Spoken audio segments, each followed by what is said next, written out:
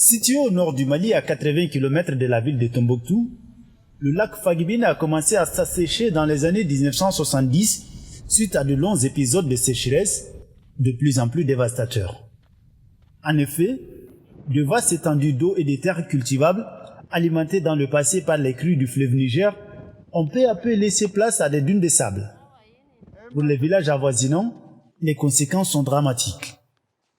Le retrait des eaux a provoqué l'arrêt de la pêche, la chute des activités pastorales et par extension la fuite de plusieurs habitants de la zone. Pour ceux qui sont restés, la coupe des derniers arbres qui aggrave l'érosion et l'assèchement des sols est quasiment la seule activité qui les reste pour survivre. Toute cette zone était remplie d'eau. Ensuite, les eaux se sont retirées et les arbres ont commencé à pousser autour des lacs. Les arbres ont commencé à disparaître et les gens ont cultivé les terres quand il n'y a plus eu d'arbres. Lors de la première rébellion, les déplacés se sont installés ici et ont détruit la forêt. Et quand il n'y a plus eu de forêt, les dunes se sont formées.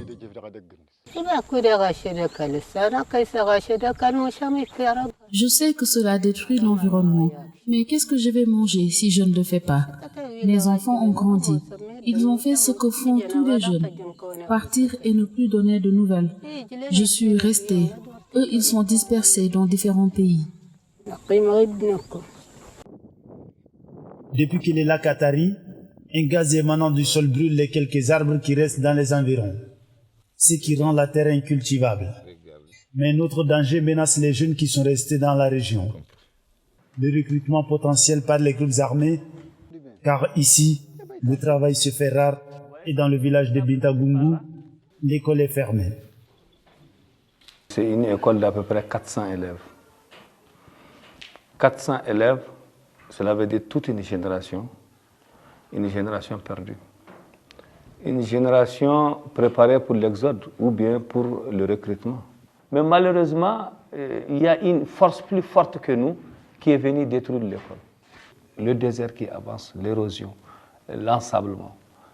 Donc nous sommes dans une zone où depuis 2012, nos communes n'existent qu'avec l'appui des partenaires humanitaires et des partenaires au développement qui sont rares chez nous. Avec l'avancée du désert et l'insécurité grandissante suite aux attaques djihadistes, le nord du Mali se vide peu à peu de ses habitants poussés à l'exode ou condamnés à une possible intégration des groupes armés.